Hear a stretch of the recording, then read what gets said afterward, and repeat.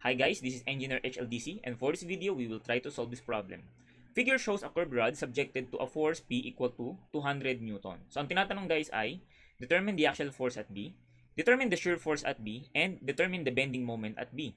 So para masagot natin itong mga ganitong problem na hindi imposible lumabas sa board exam, ay gagamitan natin ito ng knowledge natin sa statics or strength of materials. So what specific knowledge? So that is yung pag-analyze natin ng mga internal forces. So start na tayo guys. Okay, so ang tinatanong guys, yung mga values ng internal response dun sa B. So class, pag involved ng mga internal reaction, importante na marunong tayong mag-pass ng cutting section. So puputulin natin ng B para ma-expose yung mga internal reactions po dito. And then as you can see, pag pinutol po natin siyang literal, may hiwalay yung upper portion sa lower portion. So ngayon dito napapasok class yung pagpili nyo kung ano ba ang gusto nyong i-analyze na section. Alright? So as you can see, if you will try to analyze yung upper portion, kakailanganin pa natin dito yung mga values ng reaction at A, which we do not have yet. While, kung ang ilalim na portion ng i-analyze natin class, so dito meron ng given na force P at yung bukod tanging magiging ano na lang class ay yung mga values ng internal forces doon sa cutting section at B. So ibig sabihin, it is best to use the lower cutting section. Alright? So once na na-isolate na natin class, remember always the case, whenever you cut a section, ma-expose yung mga internal response po niya. So supposedly class, okay, let us represent yung cutting section at B na naka-zoom in like this. So remember class, generally speaking kapag 2D, okay, so what we can expect is, okay, pwede tayo magkaroon ng normal force doon sa area. That is, pag sinabi po natin normal, it is a force perpendicular to the cross-sectional area. So what else? So we may also expect na magkaroon tayo ng shear force. That is a force na parallel to the area. And as well as moments, no? So typically, we can have bending moment, no, which we simply write as letter M. And in some cases, class po pwedeng may torsional moment, okay, which is we will write it as T. But in the case of this problem, wala pong torque na madedevelop kasi wala namang twisting moment sa figure. Alright? Okay. So ngayon class, okay, isipin na natin, no, let's start with the normal. So yung normal class, pwedeng tension, pwedeng compression. So, paano po ba malalaman sir yung tamang direksyon? Actually, pwede namang mag-assume ka na lang ng direction and check it later on kasi kapag positive yung final answer, then therefore, correct yung direction. Otherwise, pag negative, mali lang yung direction. Okay? Pero, ang maganda class gawin natin, gawa tayo ng educated guess po natin. Alright? Paano educated guess? So, as you can see, merong force sa ilalim na hinihila yung body downward. Alright? So, syempre, para ma-maintain natin yung equilibrium, dapat may mag-resist. So, kung may pababa dito, so I am expecting na yung normal component dito is acting parang inclined upward. So, parang tension ko muna siyang, okay, ido-drawing.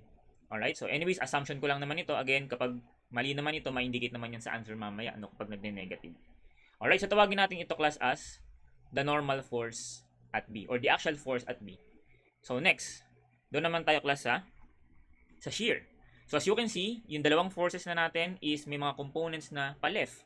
So, wala pang nagre-resist, okay, ng force going to the left. So, kailangan magkaroon tayo ng force dito na hihila naman to the right. So, that should mean na yung shear dito would somehow be inclined to the right. So, ganito ko po na lang siya i-represent. Alright? At papangalanan ko siya class as shear at B. Alright? Next, moment. So, paano po yung moment, sir? So, ang gawin natin class, itong force, kunin natin yung kanyang line of action. So, yung force po ay dadaan sa line po na ito. So, which means, relative to point B, so magkakaroon po dito ng moment arm. Alright, so something like that. And then imagine yung force ay dadaan dito, tapos iikot at this point B. So it will create a moment like this. So mag-generate po siya ng clockwise moment, which means na para ma-maintain ang equilibrium, dapat may mag-oppose po dyan. So ibig sabihin, the internal moment doon sa point B should be directed this way. Alright, at papangalanan ko siya moment at B. Alright, so after nyan class, as you can see, okay, our figure is parang rigid body po siya. At kapag, again, rigid body analysis, we can have up to maximum of 3 unknowns. Okay, which is okay naman siya sa figure natin because tatlo lang na-develop na unknowns. That is NB, VB, and MB. Alright, so para masolve na po natin sila class, so we will now use the 3 equations of equilibrium. But before that, as you can see, yung mga forces kasi natin class ay mga naka-incline. So mas maganda, i-convert muna natin sila into their components na naka-horizontal at vertical para madali po tayo mag-analyze. Alright, so try natin i-component class yung mga forces sa point B. Okay, first drawing muna tayo class ng axis, reference axis natin. And as you can see originally that this is 45 degrees. So ibig sabihin dito 45 degrees din po. Alright, next, we know that NB and VB is perpendicular to one another. So therefore, the angle here should be 90 degrees. Alright, we know that straight line is 180 degrees. So kung naka 90 na ako, saka 45, so I know that the remaining angle here should also be 45 degrees. Alright. Next, itong force P na ito, i-component na natin. So may given naman pong triangle. So we can use yung slope. Alright, horizontal component may be written like this, 200 times yung horizontal side ng triangle over the hypotenuse. Next, vertical component, okay, 200 times the vertical side of the triangle, 4 over the hypotenuse, 5. Alright, so start na tayo guys. So simulan natin class by taking the summation of forces along horizontal for equilibrium dapat mag-0. And then I will consider forces going to the right to be positive. So simulan natin class sa mga unknowns, no? So start tayo dito kay NB. So ito ay may component to the left. So ibig sabihin should be negative NB. Alright, pero hindi dapat yung full magnitude, no? Again, kasi yung NB ay inclined, no? So ang kailangan lang natin ay horizontal component. So again, review lang tayo class. Statics, if you have an inclined force, alright, so we may represent it by its components, no? Horizontal and vertical component. Ngayon, so we may express the components, okay, through the angle of inclination. So halimbawa ito yung binigay na angle, okay, theta. So as you can see, right triangle analysis lang naman ito class. So simple trigo function, madali nyo madederive yung relationship between forces. Okay, but as you can see, shortcut na lang, no? Pag sine, we are talking about opposite, no? Opposite side. Kapag cosine, we are talking about adjacent side. So as you can see, FH here is adjacent to the theta. So ibig sabihin, for FH, gagamitin natin ay cosine. So we may write it as the total magnitude F tapos times the value of cosine of theta. Next, for FV, so ito siya, no? So as you can see, kung pwede ko siyang ililipat dito sa side na to. So nagsisilbing opposite side siya to the theta. So opposite, ang involved ay sine. So therefore, we can calculate FV as F sine theta. So again, class, hindi minimemorize ito na pag horizontal cosine, kapag vertical ay sine. Depende po sa angle na involved. Halimbawa, ito naman po yung angle provided, no? Alpha, for example. So lumalabas, sa alpha, si FV naman class yung adjacent. Siya naman po yung katabi. So ibig sabihin, pag isolve natin si FV, siya naman po yung F cosine alpha. And then, same case with FH. FH is, ito siya na yung nakahiga. So parang sa triangle, ito naman siya, opposite to the alpha. So sa kanya naman napupunta si sine alpha. Alright? So gets na po ba yun? So punta na tayo dito guys. Ang kailangan ko, horizontal component, katabi ng 45. So I will use cosine. Okay? Next, punta tayo dito sa VB. So ang component niya, horizontal, ay going to the right. So we can write it as positive VB. Alright? But then again, horizontal component na kailangan ko, relative to this 45 degree, katabi niya po yun. So again, we will use cosine. Alright? Next, and what else? Ano pa yung mga forces natin? So ito na lang, no? Yung horizontal component nito to the left, so should be written as negative. Okay, wala nang horizontal force, so we can now close it to 0. So as you can see, wala pa tayong masosolve, but we have generated one equation with two unknowns. So kung two unknowns, dapat we must have at least two equations. So saan kukunin yung another equation? That is by taking summation of forces vertical is equal to 0. So let us consider mga upward forces as positive. Okay, simulan ulit natin kay NB. So going up ang NB, so positive. But then again, ang kailangan ko lang ay component, so I will use sine 45.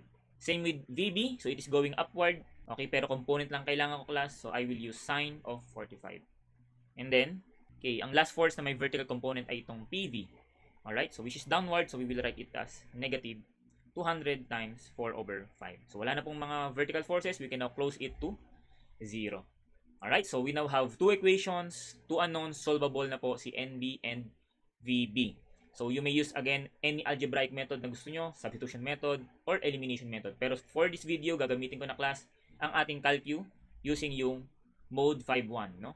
Or yung equation mode ng calcu. So remember class, ito po yung format, okay, na sinusunod ni calcu. Dapat yung equation ang variables ay nasa left, ang constant ay nakalipat sa right side. Tapos i-identify lang natin yung mga coefficients as well as constant. Aalamin natin si A, si B, saka si C. Pero first, set muna natin sino ang magiging X at sino ang magiging Y. So say for example, si X na lang yung nauna, itong NB. Tapos si Y na lang itong sumunod, si VB. Alright? Tapos identify na natin yung mga coefficients, no? Okay. Ayan. So yung kasama nung X sa unang equation ay itong negative cosine 45. So siya pa yung magiging A. Yung kasama nung Y sa first equation ay itong positive cosine 45.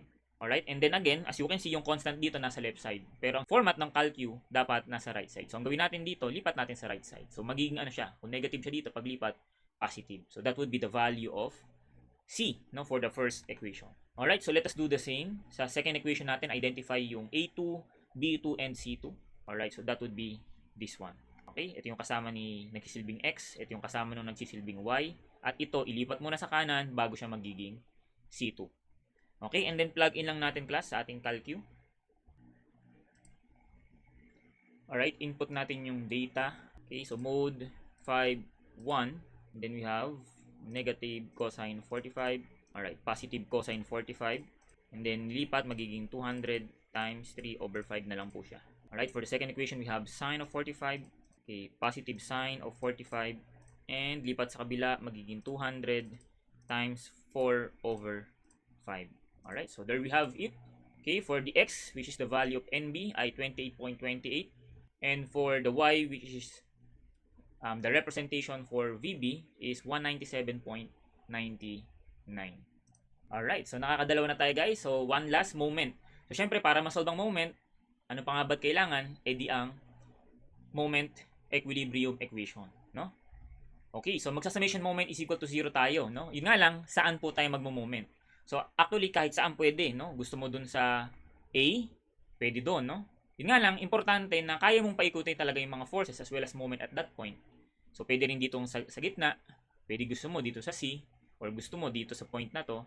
Pero class, ang best niyan class, na point na piliin mo ay itong point B.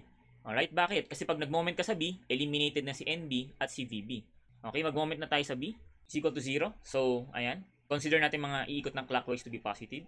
Okay, so start tayo class. So actually, wala nang iikot dito sa point B, no? Except syempre yung MB, kasi moment yan eh. Pero yung NB again at VB, wala nang kapasidad umikot sa point B. So ito na lang po yung ikot class, no? Yung component ng force P. So let's start with siguro itong horizontal. So para makita natin paano siya ikot, kunin natin yung kanyang line of action. And as well as yung kanyang perpendicular distance. So ito yung line of action niya. Dito po siya dadaan. Tapos, with respect to point B, ito yung perpendicular distance. So, ibig sabihin, ang kapasidad niya umikot ay pag ganito. Sundan nyo lang class yung ating pointer. Pag ganito siya ikot, no? So, clockwise yon. So, positive. Yun nga lang, gaano kalayo. So, kakailanganin ko itong perpendicular distance. So, again, kailangan ng konting geometry.